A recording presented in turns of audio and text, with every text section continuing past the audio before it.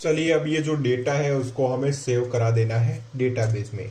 तो चलिए वो हम किस तरीके से कराएंगे, तो इसके लिए सबसे पहले तो हमें एक यूआरएल को क्रिएट करना पड़ेगा। तो चलिए यूआरएल क्रिएट करेंगे। तो यूआरएल को क्रिएट करने के लिए हम आएंगे urls.py में।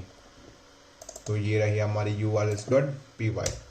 चलिए अब यहाँ पर एक यूआरएल क्रिएट करेंगे और फिर उसका फंक्शन को भी क्रिएट करेंगे। तो staff/save_attendance।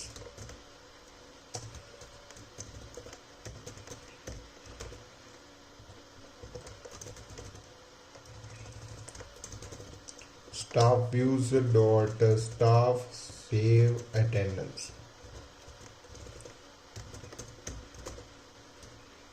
चलिए इसका नाम भी रख देते हैं स्टाफ सेव अटेंडेंस।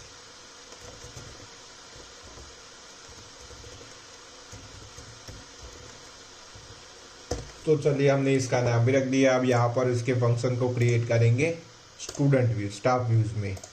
यहाँ पर लिखेंगे रिक्वेस्ट और यहाँ पर अभी नन ही रखेंगे। तो चलिए अब आएंगे टेक अटेंडेंस में। तो यहाँ पर ये जो फॉर्म है उसके जो एक्शन होगा वो होगा staff save attendance. Staff save attendance को मैंने यहाँ से कर दिया कॉपी और यहाँ पर ये जो एक्शन है उसको यहाँ पर हमें कर देना है पेस्ट। अब चलिए इसका हमें नाम भी देख लेते हैं। इसका नाम है कोर्स की आईडी। तो कोर्स की आईडी नहीं, सब्जेक्ट आईडी। इसका नाम होगा सेशन ईयर आईडी।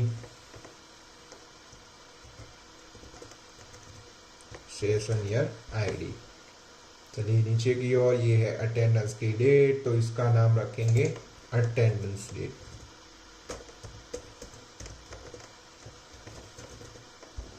और ये जो है उसकी हमें वैल्यू देनी पड़ेगी। तो इसकी ये जो इनपुट फील्ड है उसमें हम वैल्यू रखेंगे। उसकी वैल्यू होगी i.id, जिससे हमें उसकी आईडी मिल जाएगी। और इसका नाम भी हमें रखना पड़ेगा। तो name is equals to present student, इस तरीके से हम लिख सकते हैं, या स्टूडेंट्स। तो ये मैंने सभी का नाम लिख दिया। और यहाँ पर हमने क्या लिखा है, उसका जो एक्शन है वो एक्शन होगा, ये नीचे वाला था, तो स्टाफ सेव अटेंडेंस। तो चलिए ये सारी चीज़ों को हम फिल करेंगे। चलिए यहाँ से अटेंडेंस डेट को चूज करेंगे। तो फर्स्ट कर दी, ये दोनों स्टूडेंट का डेटा हमें सेव कराना है डेटाबेस में। तो ये मैंने कर दिया सबमिट। तो मुझे एरर मिल गई, यानी कि ये पोस्ट रिक्वेस्ट गई है हमारे ये यूआरएल पर। तो चलिए यहाँ पर हमें सारी चीज़ों को गेट करना पड़ेगा। तो ये सारे फंक्शन को हम स्टेप बाय स्टेप क्रिएट करेंगे। तो सबसे पहले तो ये जो चीज़ें हैं उसको हम गेट करेंगे। तो यहाँ पर लिखेंगे if request dot method is equals to post. चलिए अब सबसे पहले यहाँ पर सब्जेक्ट और सेशन ईयर की आईडी को गेट करेंगे। तो subject ID and session year की आईडी।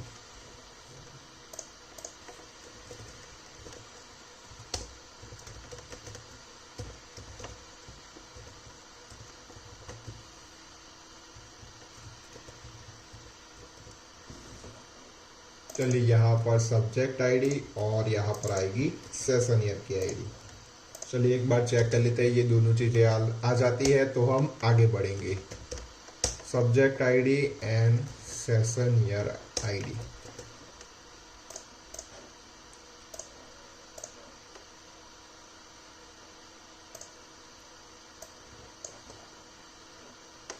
तो चलिए देखते हैं यहाँ पर हमें आईडी मिली है या नहीं। ओके, तो हमें मेरे ख्याल से आईडी नहीं मिली है।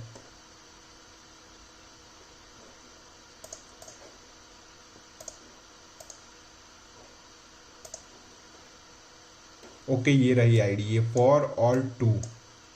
तो दोनों आईडी हमें मिल रही है। चलिए अब आगे बढ़ते हैं। तो यहाँ पर दोनों की आईडी मिल गई। तो आईडी से हमें ये सब एक चीज़ रह गई, अटेंडेंस। चलिए सबसे पहले सभी को गेट कर लेते हैं। तो ये दोनों सब्जेक्ट आईडी और यहाँ पर है अटेंडेंस की डेट। अटेंडेंस की डेट है, उसके बाद है स्टूडेंट्स। यहाँ पर मैं स्टूडेंट आईडी लिख देता हूँ ताकि कोई दिक्कत ना है, हमें पता चले यहाँ से, क्योंकि हम यहाँ पर आई.id है, हम आईडी हिलाए यहाँ पर गेट कर रहे हैं।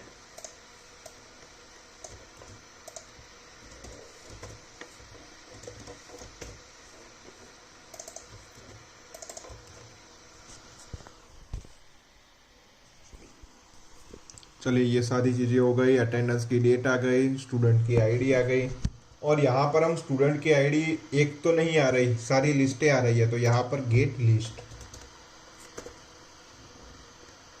ये हमने स्टूडेंट की यहाँ पर हमें चेंज करना पड़ेगा। अटेंडेंस की डेट थी, यहाँ पर स्टूडेंट की आईडी है।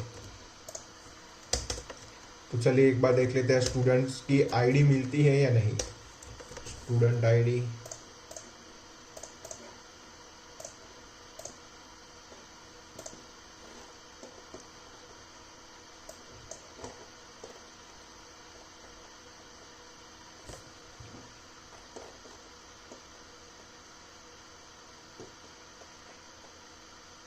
चलिए इसका नाम हमने चेंज किया है तो फिर से ही उसको सारे डेटा फिर से फिल करके सबमिट करेंगे। तो चलिए हम ऐसा करेंगे, ये दोनों डेटा को लेंगे, सबमिट किया। चलिए इसको देख लेते हैं।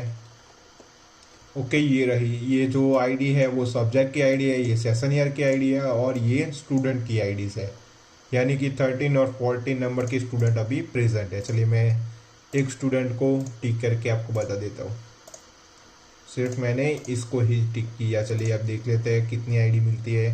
तो यहाँ पर मुझे एक आईडी मिल गई, यानी कि हमारा सारा डेटा हमें मिल रहा है। अब हमें ये सारे डेटा को हमें सिर्फ सेव करा देना है हमारे डेटाबेस में। तो चलिए सबसे पहले तो ये जो सब्जेक्ट की आईडी है, तो सब्जेक्ट की आईडी से हमें सब्जेक्ट लाना पड़ेगा, और सेशन ईयर के आईडी से हमें सेशन ईयर को लाना पड़ेगा। तो चलिए यहाँ पर लिखेंगे गेट सब्जेक्ट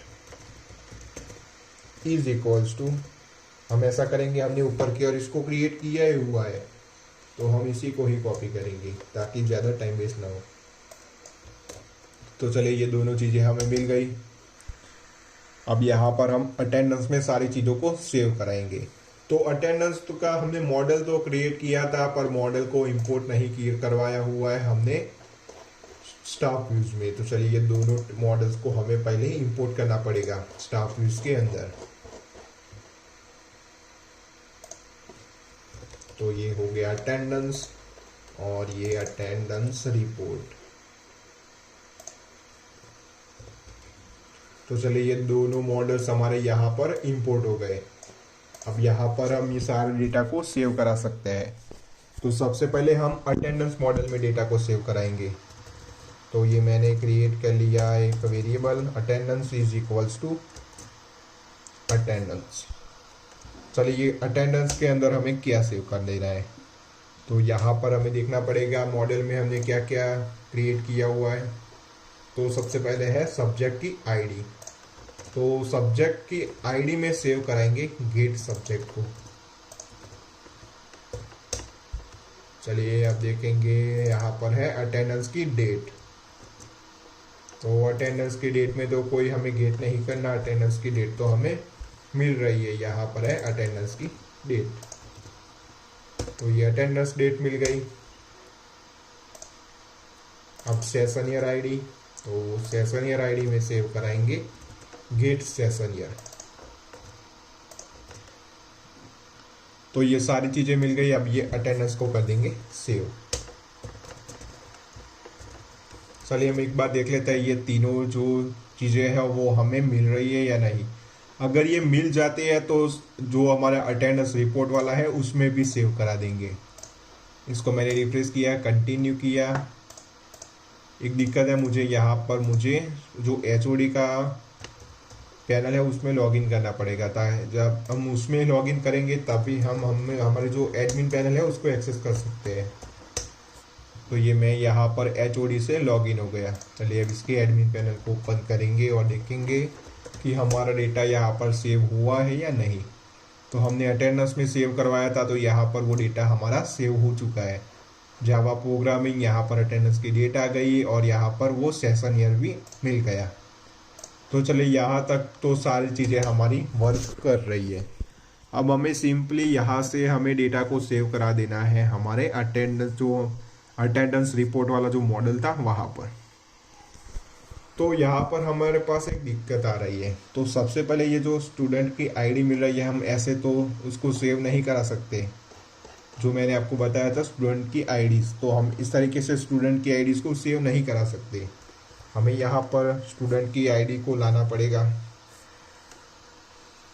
तो चलिए यहाँ पर लिखेंगे for I in student ID. चलिए अब यहाँ पर स्टूडेंट आईडी एक वेरिएबल क्रिएट करेंगे stud ID is equals to I. और ये जो होगा स्टूड आईडी, चलिए मैं इसको प्रिंट करके बता देता हूँ ये क्या आता है, किस तरीके से आता है। इसको करेंगे रिफ्रेश, कंटिन्यू, तो वो डेटा फिर से सेव हो गया होगा। तो कोई बात नहीं, हम उसको बाद में डिलीट कर देंगे।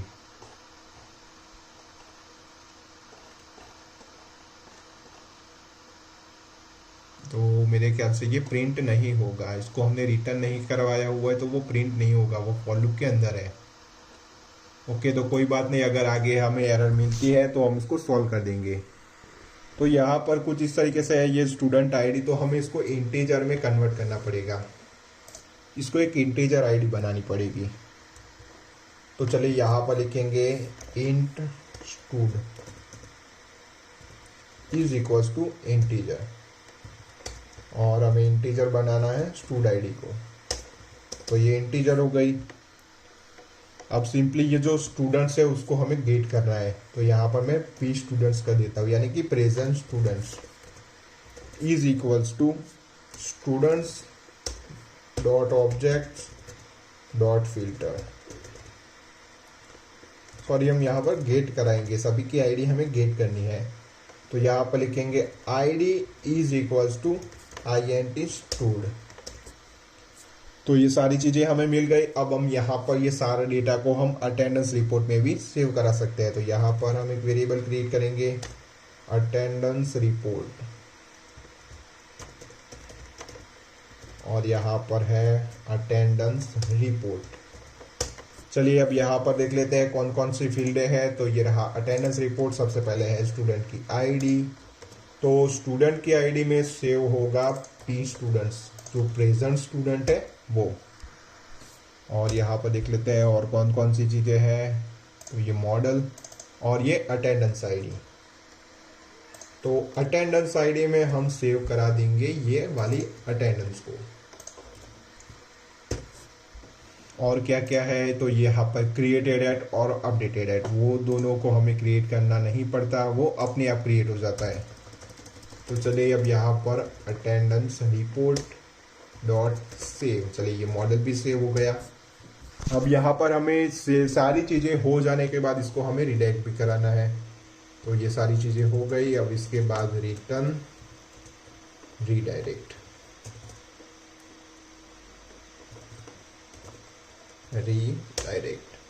और इसको रीडायरेक्ट कहाँ कराएंगे, तो रीडायरेक्ट कराएंगे स्टाफ टेक अटेंडेंस पर। चलिए ये सारी चीज़ें हो गई। अब इसको सबसे पहले तो मैं ये जो पुराना डेटा है उसको डिलीट कर देता हूँ। तो अगर मैं ये अटेंडेंस को डिलीट करूँगा तो अटेंडेंस रिपोर्ट का भी सारा डेटा होगा वो डिलीट हो जाएगा। तो ये अटेंडेंस रिपोर्ट में तो कोई डेटा क्रिएट नहीं किया हुआ है हमने अभी तक। चलिए सारी चीज़ों को फिर से करेंगे। तो यहाँ पर मैंने सब्जेक्ट चूज़ किया, सेशन ईयर चूज़ किया, फेच स्टूडेंट, तो सारे स्टूडेंट आ गए। यहाँ से अटेंडेंस की डेट चूज़ कर दी। अभी मैं एक ही स्टूडेंट को मैं सेव करा रहा हूँ। तो मैंने कर दिया सबमिट। तो चलिए हम देख लेते हैं डेटा आया है या नहीं। तो यहाँ पर वो एक स्टूडेंट था, तो यहाँ पर उसका डेटा यहाँ पर मुझे मिल गया। अब यहाँ पर इसको भी देख लेते हैं। चलिए अब 2 स्टूडेंट के डेटा को ऐड करके देखते हैं क्या होता है।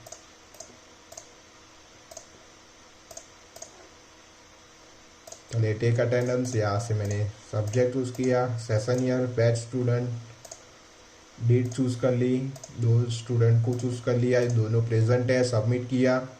अब देखेंगे 2 स्टूडेंट का डेटा आया है या नहीं।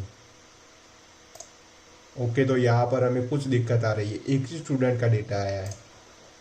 तो हमें यहाँ पर क्या करना पड़ेगा, तो ये जो रीडायरेक्ट है उसको हम यहाँ पर नहीं करेंगे।